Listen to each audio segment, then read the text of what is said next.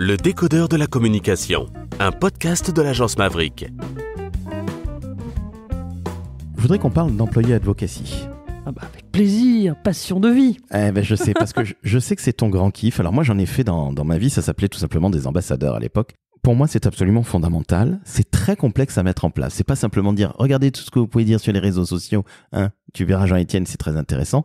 Est-ce que tu peux nous en parler, s'il te plaît, parce que tu as des exemples extrêmement concrets où tu avais, selon, on va dire, la maturité des collaboratrices ou des collaborateurs, tu avais des contenus qui leur étaient adaptés. Est-ce que tu peux nous en parler, s'il te plaît, Agathe ? Oui, parce qu'effectivement, moi, j'aime pas tellement le terme ambassadeur parce que je trouve que c'est très grandiloquent et que ça donne un peu l'idée que ce serait au collaborateur ou à la collaboratrice d'être communicant à la place de l'entreprise.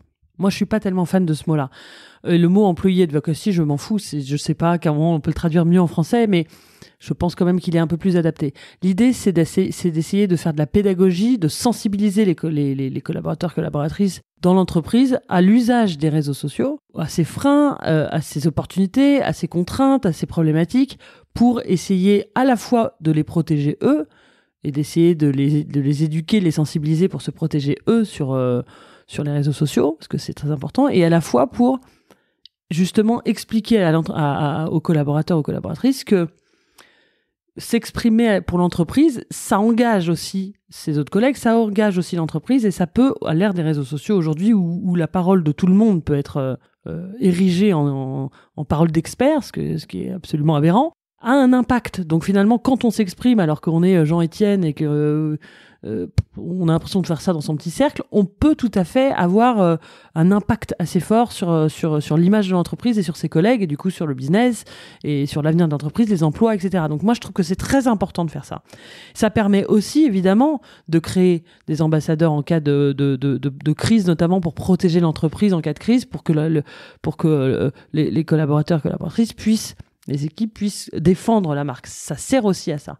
Et chez Altran, effectivement, donc ingénierie, informatique, innovation technologique en général, aéronautique, aérospatiale, automobile, etc. C'était des gens qui étaient souvent chez le client en plus, donc c'est très compliqué de les toucher, parce que finalement, quand on est un collaborateur Altran qui bosse chez Dassault ou à la NASA ou j'en sais rien, ou chez Peugeot, on se sent pas tellement appartenir à la boîte. Et donc on a lancé une campagne qui, à l'époque, était très dans la tendance. Aujourd'hui, vous allez me dire, qu'est-ce que c'est que ce vieux machin ? On a lancé une campagne d'employé advocacy autour des lolcats. Je ne sais pas si vous vous rappelez de ce truc-là. En 2010, c'était la grande tendance. Donc, l'apparition des lolcats et des mèmes. Et l'idée de ça, c'était à la fois de le prendre d'un point de vue assez ludique et fun, et à la fois, effectivement, de proposer on va dire une entrée sous forme de questionnaire un peu marrant. Quel lolcat êtes-vous ? Pour que quand je réponds à mon questionnaire, à la fin, on me dit je suis tel lolcat ou tel lolcat, et on me propose du coup un contenu qui est adapté à ma maturité sur le sujet, à ma connaissance des réseaux sociaux. Parce qu'en fait, ce qui est compliqué là-dedans, dans les programmes d'employés advocacy souvent, c'est qu'on délivre des contenus qui sont un peu trop vulgarisés, parce qu'il faut quand même qu'ils soient compréhensibles pour tout le monde. Donc un peu trop vulgarisés pour ceux qui s'y connaissent très bien en réseaux sociaux, ou assez bien, mais déjà trop compliqué pour ceux qui n'y connaissent rien. Donc il fallait trouver un angle, une façon de faire. Et on avait du coup un parcours via ce questionnaire, via ce petit questionnaire un peu type magazine, qui était assez marrant, et qui permettait ensuite de dire, vous voulez faire du sponsor, enfin des trucs un peu plus compliqués, du sponsoring, j'en sais rien. Sur LinkedIn, vous voulez faire du gros hacking, j'en sais rien, sur LinkedIn, vous faites ça, et ça proposait aussi la différence entre Facebook, entre LinkedIn, entre Twitter, entre machin, c'est ça. Et évidemment, ces deux contenus-là sont très différents en termes de complexité, et donc on avait trouvé ce chemin-là pour toucher tous les collaborateurs et collaboratrices, et ça a bien marché. Alors justement, ça a bien marché, mais quel travail! Ouais, parce que très honnêtement, c'était un taf énorme. Alors certes, c'était il y a une quinzaine d'années, mais peu importe. Finalement, le principe reste le même. Comme tu le dis très justement, LinkedIn, c'est pas Facebook. C'est-à-dire qu'il y a des gens qui ont besoin d'une certaine pédagogie, qu'on leur explique à quel point, c'est pas parce qu'on va sur Internet, sur un réseau social que c'est pareil. En plus, ils ont quasiment tous des logos bleus, de X à Facebook à LinkedIn, ils ont à peu près les mêmes logos. Mais justement, Comment vous avez préparé ça? Parce que au-delà du questionnaire, qui est extrêmement intéressant, quel lolcat êtes-vous? Et après, tu as ton trophée, si je puis dire, tu es tel lolcat expert ou je ne sais quoi ou qu'est-ce. Comment vous avez fait? Parce que c'est un job énormissime. On avait des équipes on a été accompagné par une agence et on avait des équipes. Je fais un clin d'œil à Paul Lamoureux qui est un collaborateur depuis longtemps et qui avait piloté le projet aussi à l'époque. Et c'est beaucoup de travail, de recherche, de compréhension, de pédagogie, de communication, parce qu'effectivement, finalement, on crée plusieurs contenus, et ça, c'est vraiment un très bon exemple de ce que c'est que la stratégie de communication. On crée finalement toujours le même contenu, on part toujours du même contenu, mais en fonction de la cible, en fonction du message, en fonction de l'intention qu'on a par rapport à cette cible, on l'anglait différemment, on le présentait différemment. Donc c'est un travail de recherche énorme, c'est un travail de synthèse énorme, et c'est un travail effectivement de communication énorme pour aborder le sujet, présenter le sujet, communiquer le sujet différemment. Et des outils qui sont adaptés à chaque profil. Absolument. Et on en revient finalement toujours à cette fameuse stratégie de communication, c'est-à-dire la cervelle avant d'agir, on réfléchit. Si tu ne connais pas les gens auxquels tu vas adresser des outils, eh bien en fait tu vas parler à tout le monde et de ce fait à personne. Et là c'est le fou rassuré. Exactement, je suis tout à fait d'accord. Quand on parle à tout le monde, on parle à personne. C'est tout à fait un adage. Et ce qui est intéressant dans le fait de connaître sa cible, c'est que c'est il faut la connaître et il faut être empathique. C'est une des règles numéro 1 du communicant. Si on n'est pas empathique, je pense qu'on n'est pas un bon communicant ou une bonne communicante, parce que finalement, c'est être capable de se mettre à la place et de comprendre ce que cette personne attend, ce que cette personne vit, ce qui meut cette personne, ce qui l'intéresse, ce qui la dégoûte. C'est ça qui est intéressant dans le travail de communicant, c'est que il faut jamais penser par rapport à soi-même. Il faut jamais passer par rapport à, alors sauf si on est pile dans la cible qu'on veut atteindre, mais c'est quand même très très rare. Et c'est ça qui est très difficile, je trouve, à défendre, notamment dans les comex, c'est que très souvent il y a un côté j'aime pas. Très souvent, quand on se retrouve à présenter une campagne de communication à un comex, on ne devrait pas d'ailleurs le faire, parce que moi je dis souvent, ne demandez pas leur avis aux gens, sinon ils vont vous le donner.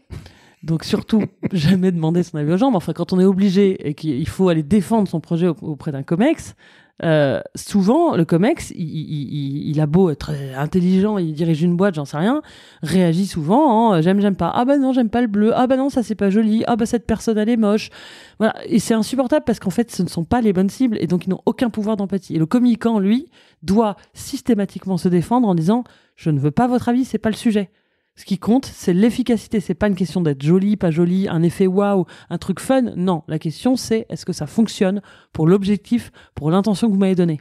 Ça veut dire qu'on a bien écouté les cibles, qu'on s'est mis à leur place et qu'en effet le j'aime pas, elle est pas assez belle, il est pas assez gros, il est pas assez beau, etc. Ça on s'en contrefiche. J'ai rarement entendu il est pas assez gros. Hein. Oui, c'est vrai, sauf peut-être chez Weight Watcher. Et encore WW comme on dit, pardon, excusez-moi.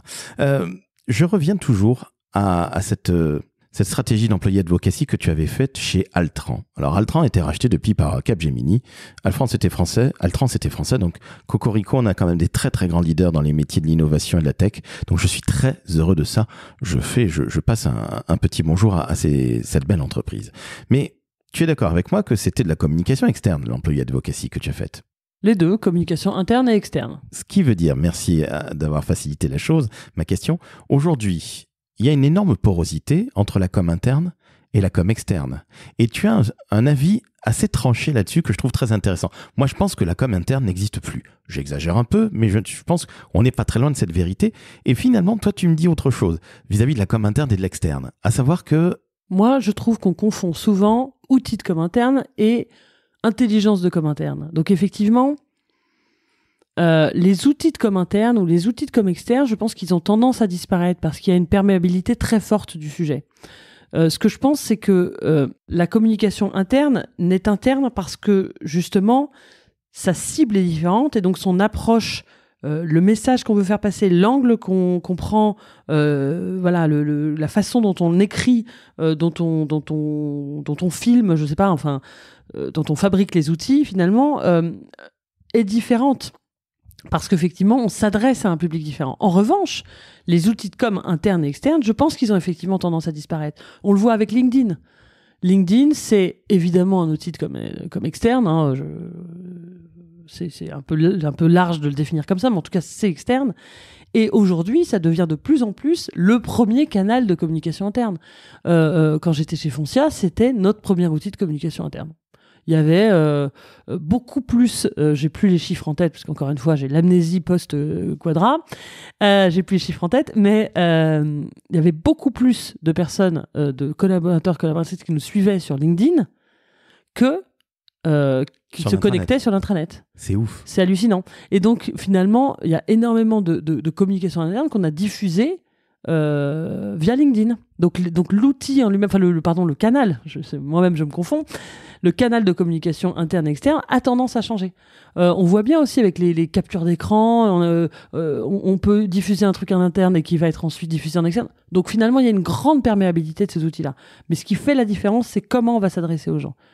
Comment on va leur dire? On peut avoir exactement le même sujet, mais si on le présente, on va forcément le présenter différemment à un journaliste, à un salarié, à un client, etc. Il faut forcément, puisqu'ils n'ont pas les mêmes envies, ils n'ont pas les mêmes attentes, ils n'ont pas les mêmes besoins. Donc c'est ça qui fait la différence entre la com interne et la com externe, c'est pas les outils et pas les canaux.